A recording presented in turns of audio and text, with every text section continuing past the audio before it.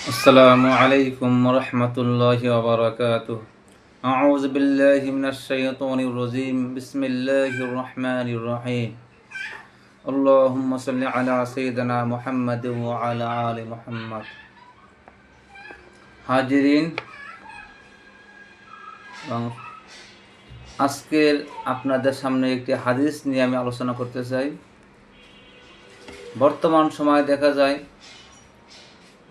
ওয়াজের মাহফিলে গেলে বা বিভিন্ন জায়গায় আলেম বা বিভিন্ন বক্তা মানুষদেরকে কথায় কথায় কাফের, কথায় কথায় মুরতাদ এবং এবং জাহান্নামী বলে ঘোষণা দেয়।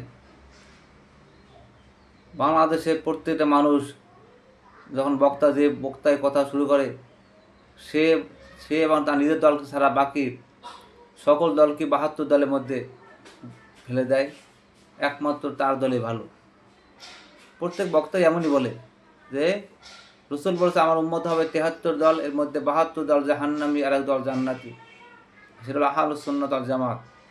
প্রত্যেক দলই এটা নিজেদেরকে আহলুস সুন্নাত ওয়াল জামাত দাবি করে এবং নিজেরাই হলেন একমাত্র হক, আর বাকি সবাই হলো কি ৭২ দলের মধ্যে অন্তর্ভুক্ত। এই জন্য তার মতের সাথে মিল না হলে আকীদা খারাপ, কাফের, ফাসেক, মুশরিক এবং কি মুরতাদ বলে ঘোষণা দেয় এবং জাহান্নামী বলেও ঘোষণা দিয়ে দেয়। এখন এইভাবে ঘোষণা আল্লাহ রাব্বুল আলামিন ইসলামকে কোনো দলের কাছে লিজ দেন নাই। কে জান্নাতি কে জাহান্নামী এই ফতোয়া এই মালিক কোনো মানুষ নয়।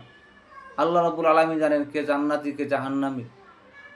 এটা কোনো মানুষকে দায়িত্ব দেওয়া হয় নাই। আমরা আজকে একটা হাদিস নিয়ে আলোচনা করব। হাদিসে দেখব আমরা রসুল সাল্লাল্লাহু আলাইহি সাল্লাম কী বলেছেন। আমরা যেভাবে ঢালাও ভাবে একজন আরেকজনকে কাফের বলে ফতোয়া দেয় এবং একে অপরকে বিভিন্ন গালাগালি করে দেখা যায়। আজকে হাদিসটি নিয়ে আমরা যা একটু দেখি, তাহলে আপনারা যারা আছেন সাধারণ মানুষ, আপনারা হাদিসগুলো পড়বেন, এদের কথায় বিভ্রান্ত হবেন না। কারণ মানুষ বর্তমান সমাজে আলেম ওলামা বেশি হওয়ার কারণে মানুষের আমল কমে গেছে মনে হইতেছে। সবাই মজের মাহফিলে গেলেই এক বক্তা আর এক বক্তার সমালোচনা, এক আলেম আর এক আলেমের সমালোচনা, এটাই হয় বেশি। মঞ্চে ওঠার পরে আধা ঘন্টা চলে শুধু অন্য কোনো দলের বা অন্য কোনো আলেমের উপরে ফতোয়া। এই ফতোয়ার শিকার সাধারণ মানুষ না। আপনারা বলবেন আমরা কোথায় যাব?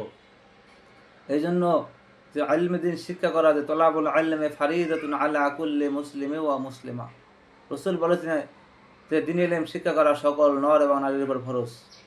এই জন্য আপনাদের উচিত হাদিস অধ্যয়ন করতে হবে, কোরআন তেলাওয়াত করতে হবে, বুঝতে হবে যে একজনে বললেই সাথে বিশ্বাস করা যাবে না। আপনাকে আল্লাহ রাব্বুল আলামিন একটা বিবেক দিয়েছেন, এই বিবেক দিয়ে জাস্টিফাই করবেন, চিন্তা বিবেচনা করবেন আসলে হুজুর যে কথা বলেছে তার সত্যতা কতটুকু। কারণ কথা বললেই যে হুজুর বড় পীর সাহেব বা বড় আলেম বড় বক্তা বললেই তার কথা চোখ বুঝে অন্ধবিশ্বাস করা যাবে না। একমাত্র অন্ধ বা বিশ্বাস করা যাবে যেটা হলে বিশ্বনবী মুহাম্মদুর রাসূলুল্লাহ সাল্লাল্লাহু আলাইহি সাল্লাম। নবী যেটা বলেছেন, নবীর কথা বিনা মানে চোখ বন্ধ করে বিশ্বাস করা যাবে। তাছাড়া কোনো মানুষের কথা, যত বড় পীর হোক, আলেম হোক, বক্তা হোক, একবার চোখ বন্ধ করে বিশ্বাস করা যাবে না।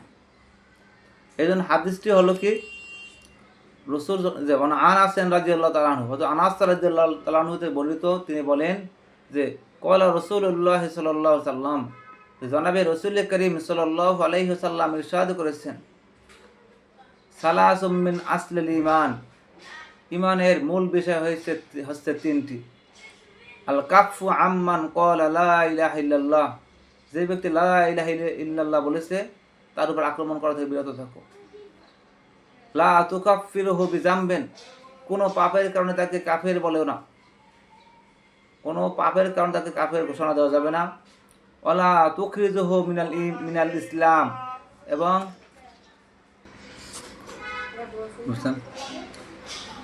যে ওলা তুখরিজুহু মিনাল ইসলাম বিআমালিন, কোনো আমল বা কাজের কারণে তাকে ইসলাম থেকে বের করে দিও না, অর্থাৎ ইসলাম থেকে খারিজ করে দিও না। যে আমরা যেভাবে বলি এই লোক ইসলাম থেকে খারিজ হয়েছে, মুরতাদ হয়ে গেছে। অল জিহাদু মাদিন মুজিবা আসানি আল্লাহু ইলা আইয়ুকাতিল আখিরু হাযিল উম্মাহ তিদ-দাজ্জাল। রাসূল বলেন, আমাকে যেদিন নবী বানিয়ে প্রেরণ করা হয়েছে তখন থেকে শুরু করে এই উম্মতের শেষ লোকেরা দাজ্জালের সাথে যুদ্ধ করা পর্যন্ত জিহাদ অব্যাহত থাকবে। তো বলেন কি লা ইবতিলুহু, মানে জিহাদকে বাতিল করতে পারবে না। জাউরু জায়েদেন ওয়ালা আদলু আদিলেন, কোনো অত্যাচারী শাসকের অত্যাচার এবং ন্যায়পরায়ণ শাসকের ন্যায় একে বাতিল করতে পারবে না। অল ইমান বিল কদরি, অল ইমান বিল কদরি অর্থাৎ ইমানের উপর বিশ্বাস করা, অর্থাৎ তাকদির উপর বিশ্বাস করা। যেমন তাকদির আমাদের ভাগ্যে যারা আছে ভালো মন্দ, আমরা জানি খৈরিহি ওয়া শাররিহি মিনাল্লাহ তাআলা, আমার ভাগ্যে যেটা আছে ভালো হোক মন্দ হোক এটা আল্লাহর পক্ষ থেকে আসে। তো হাদিসে আমরা দেখলাম কোনো পাপের কারণে কাউকে কাফের ঘোষণা করা যাবে না, ইসলাম থেকে বের করে দেওয়া যাবে না। কিন্তু বর্তমান সময়ে আমরা দেখি একজন মানুষ আরেকজন মানুষকে কী করে কাফের ঘোষণা দেয় এবং ইসলাম থেকে খারিজ হয়ে গেছে এমন ফতোয়া দেয়। কিন্তু আল্লাহ রাব্বুল আলামিন এবং কোন মানুষকে কী করে এবং জাহান্নামী বলে ঘোষণা দেয়। আল্লাহ রাব্বুল আলামিন কোনো ইসলাম কোনো মানুষের কাছে বা ব্যক্তির কাছে লিস্ট দেন নাই এবং জাহান্নামের এবং কোনো পীর সাহেব বা কোনো আলেম জান্নাতের লিস্ট নেয় নাই বা ডিলারশিপ নেয় না যে যত দায়িত্ব তাকে দেওয়া হয়েছে কে জান্নাতি কে জাহান্নামী সে ফয়সালা কোনো আলেম বা পীর সাহেব দেবেন বা কোনো বক্তা দিবেন। তাহলে এই মালিক আল্লাহ, কে জান্নাতি কে জাহান্নামী এই ফয়সালা আমাদের দেওয়ার কারো অধিকার নেই।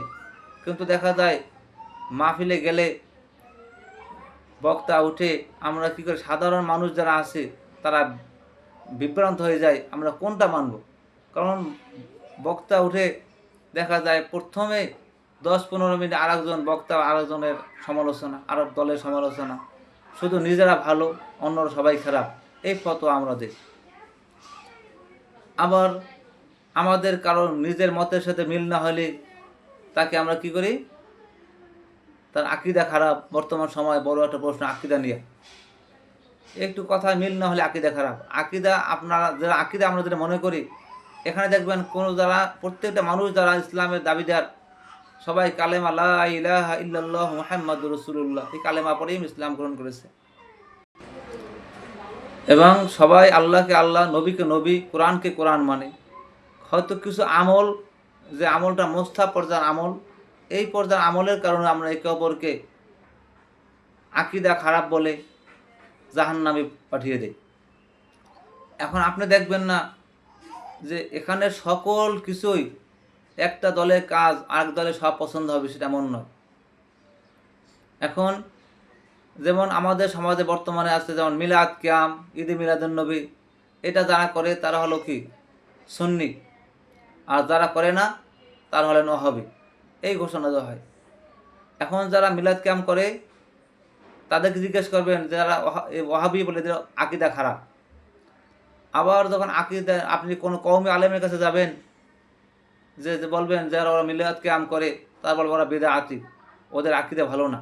এই হলো আমাদের সমাজ, একে অপরের বিরুদ্ধে বিষাদগার ফতোয়াবাজি। তবে আমাদের যারা আল্লাহ এবংকে মানে, নবীকে মানে, কোরআন মানে, ইসলামের মৌলিক বিষয় যেগুলো আছে সেটা মানে, কোন মুস্তাহাব পর্যায়ে আমলের কারণে আমরা একে অপরকে এইভাবে কাফের ফতোয়া দেওয়া ঠিক নয়। এবং আকীদা ভালো না, আকীদা কোনো দলের একটা দলও পাবেন না সবার সাথে যে একটা আকীদা সব কাজ মিলে গেছে, এই আকীদা একটা অজুহাত। এখানে কোনো মানুষই এমন বলে না যে আল্লাহকে মানে না, নবীকে মানে না, কোরআন মানে না, এমন কেউ নাই। ইমানের মৌলিক বিষয় যে আছে, আমরা ইমানের মুফাসসালে বলেছি আমানতু বিল্লাহি ওয়া মালাইকাতিহি ওয়া কুতুবিহি ওয়া রাসূলিহি ওয়াল ইয়াউমিল আখির ওয়াল কদরি খায়রিহি ওয়া শাররিহি মিনাল্লাহি তাআলা ওয়াল বা'সি বা'দাল মাউত। এমনকি হাদিসে জিবরাইলে ওখানে বলা হয়েছে ইসলাম কি, যে আখবিরানিল ইসলাম, কলা তিনি বললেন আন্তা শাহাদা আল্লাহ ইলাহা ইল্লাল্লাহ ওয়া আন্না মুহাম্মাদুর রাসূলুল্লাহ তুকিমাস সালাহ তুতিজ যাকাত তাসুম রমাদান তাহুজ্জাল বাইতা নিস্তাতা ইলাইহি সাবিলা। অর্থাৎ ইসলাম হলো লা ইলাহা ইল্লাল্লাহ কালেমা বিশ্বাস করা এবং মুহাম্মাদুর রাসূলুল্লাহকে নবী হিসেবে মানা, তুকিমাস সালাত সালাত কায়েম করা, তুতিজ যাকাত যাকাত দেওয়া, তাসুম রমাদান রমাদানের রোজা রাখা, তাহুজ্জাল বাইতে নিস্তাতা ইলাইহি সাবিলা, তাদের সক্ষমতা আছে তারা কি করবে, হজ করবে। এখানে বলা হয়েছে এগুলো হলো ইসলাম। তাহলে যারা মুসলিম দাবি করে এটা এই বিষয় নিয়ে কারো দ্বিমত নেই। এমনকি ইমান কি, ওখানে হাদিস জিবরিল বলা আছে আখবির আনিল ইমান, রাসূল বললেন আনতু মিনা বিল্লাহি ওয়া মালাইকাতিহি ওয়া কুতুবিহি ওয়া রুসুলিহি ওয়াল ইয়াউমিল আখিরি ওয়া তুমিনা বিল কদরি খাইরিহি ওয়া শাররিহি। অর্থাৎ ইমান হলো আল্লাহর উপর বিশ্বাস, ফেরেশতাদের উপর বিশ্বাস, আসমান কিতাব সময় বিশ্বাস, রসুলদের উপর বিশ্বাস এবং পরকাল আলিমান আখেরাতের উপর বিশ্বাস, আর কি তুমিনা বিল কদরি খাইরিহি ওয়া শাররিহি এবং তাকদীরের উপর বিশ্বাস। এটা হলো ইমান। তাহলে এই বিষয়ে যদি কারো অমিল না থাকে তাহলে আমরা তাদের আকীদা খারাপ বলার কোনো প্রশ্নই আসে না।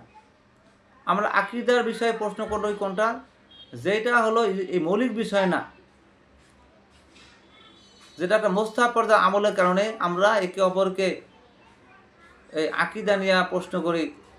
আপনি দেখেন যারা আপনাদেরকে বলেন আকীদা খারাপ, তাদের এই বিষয়গুলো কেউ মানে না, এমন একটা লোককে বের করে দেখান। এই মৌলিক বিষয়গুলো সবাই মানে, হয়তো আমাদের আমলের ত্রুটি থাকতে পারে, এই জন্য আমরা একে অপরকে এভাবে ফতোয়া দেওয়া বন্ধ করা উচিত, দেওয়া ঠিক নয়। কারণ মুসলিম আল মুসলিম আকুল মুসলিম, মুসলমান পরস্পর ভাই ভাই। এই জন্য আমার ভাইয়ের ভিতরে যদি কি ত্রুটি থাকে, দোষ থাকে, মুসলমানের উচিত কি, আল্লাহ বলছে যে ইন্নামাল মুমিনুনা ইখওয়া ফাসলিহু বাইনা আখওয়াইকুম, মুমিন পরস্পর ভাই ভাই, তুমি কি করো, ভাইয়ের মধ্যে সংশোধন করে দাও। আমার কোনো মুমিন ভাইয়ের ভিতরে যদি আমার দোষ পাই তাকে এটা বলে দেওয়া উচিত, ভাই এই কাজটা তোমার সংশোধন হওয়া উচিত, এটা করা ভালো। কিন্তু এটা না করে আমরা কি করি, ডাইরেক্ট জাহান্নামে আমরা টিকিট দিয়ে দেই। আল্লাহ রাব্বুল আলামিন আমাদেরকে যেন হাদিসের উপর আমল করা তৌফিক দান করুন। ওয়া আখিরু দাওয়ানা আলহামদুলিল্লাহি রাব্বিল আলামিন। আসসালামু আলাইকুম ওয়া রাহমাতুল্লাহি ওয়া বারাকাতুহু। সুবহানাকাল্লাহুম্মা বিহামদিকা আশহাদু আল্লা ইলাহা ইল্লা আনতা আস্তাগফিরুকা ওয়া আতুবু ইলাইক।